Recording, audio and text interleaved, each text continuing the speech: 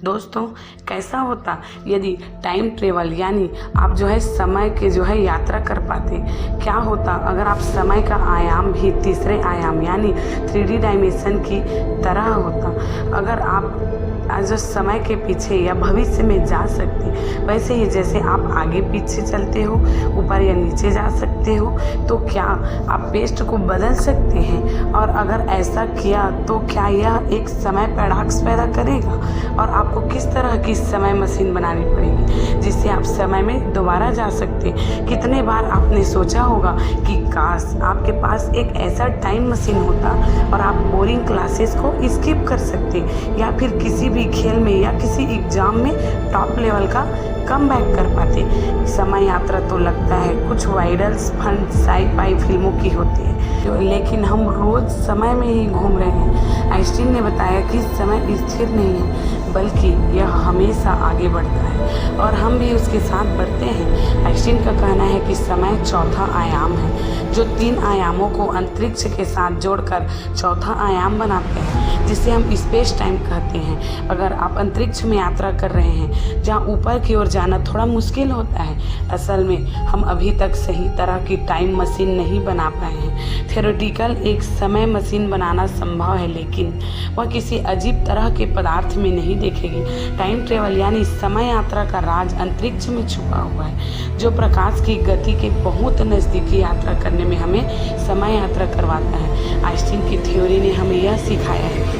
जितनी तेज़ी से हम अंतरिक्ष में चलेंगे, उतना ही धीरे समय में चलेंगे। मान लीजिए आप एक स्पेसशिप में हैं जो 99% प्रकाश की गति से चल रहा है, एक नए प्लेनेट की ओर जो 40 प्रकाश वर्ष दूर है, जहाँ जीवन मिलने का चांस है। और फिर आप वापस अर्थ पर आते हैं, और जैसे ही अर्थ पर आप आते हैं अपने डिस्कवरी को शेयर करते हैं। लेकिन जब आप अर्थ वापस पहुंचते हैं तो आपको पता चलता है कि आपके सारे दोस्त अब बहुत बूढ़े हो चुके हैं, और आपके हिसाब से तो आप सिर्फ 2 साल के लिए गए थे, लेकिन अर्थ के लोगों के लिए आप 80 साल के बाद वापस आए हो। इस फिनोमेना को हम टाइम डिलेशन कहते हैं, लेकिन यह आपके साथ होने वाला सीन नहीं है, क्योंकि प्रकाश की गति एक यात्रा करना हमारे आज की टेक्नोलॉजी के साथ संभव नहीं है। सबसे तेज पायलट वाहन जो अब तक बना है वह अपोलो 10 था, जो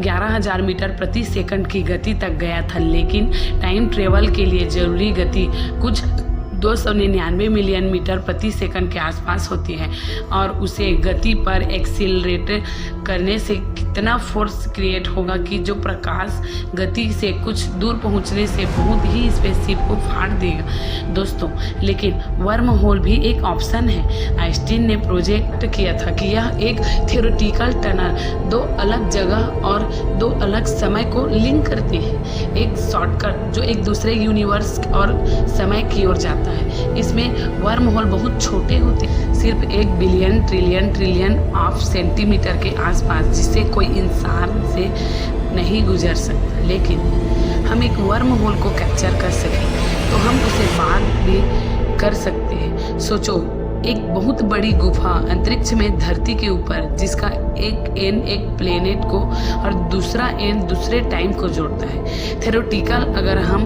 वर्म होल के दोनों ओर को एक ही जगह पर ले आए, लेकिन अलग अलग समय में, तो हम एक दूसरे समय में जा सकते हैं। लेकिन वर्म हाउस की अपनी अलग प्रॉब्लम से वह बहुत ही कम समय के लिए बनते हैं, और पास्ट में यात्रा करना पैराडॉक्स क्रिएट करेगा। फॉर एग्जाम्पल, अगर आप पास्ट में जाकर अपनी दादी को मना लें कि वह आपके दादा से शादी ना करें, तो आपके दादा पैदा नहीं होते, आप पैदा नहीं होते। लेकिन अगर आप नहीं होते तो कौन ज़्यादा पास में दादी को शादी से बचने के लिए? दोस्तों, समय लाइनर होता है, वह सिर्फ आगे ही चलता है, इसीलिए हम सिर्फ भविष्य में जा सकते हैं, पास्ट में नहीं। अभी हाल ही में इंटरनेशनल स्पेस स्टेशन पर रहने वाले एस्ट्रोनॉट्स थोड़े मिली सेकंड फ्यूचर में है, तो यह प्रूफ होता है कि समय में यात्रा संभव है। शायद वर्म हॉल एक अलग दुनिया को ओपन करे, जहाँ फिजिक्स के लॉस अलग तरह के काम करते हैं, और पास्ट में जाना संभव हो भी सकता है और नहीं भी। अगर आप हिम्मत करेंगे एक टाइम मशीन में जाने की, बिना जाने की वह आपको कहाँ ले जाएगी, और अगर आपको चांस मिलता है तो आप कहाँ और कब जाना चाहते हैं, कमेंट करके ज़रूर बताइए।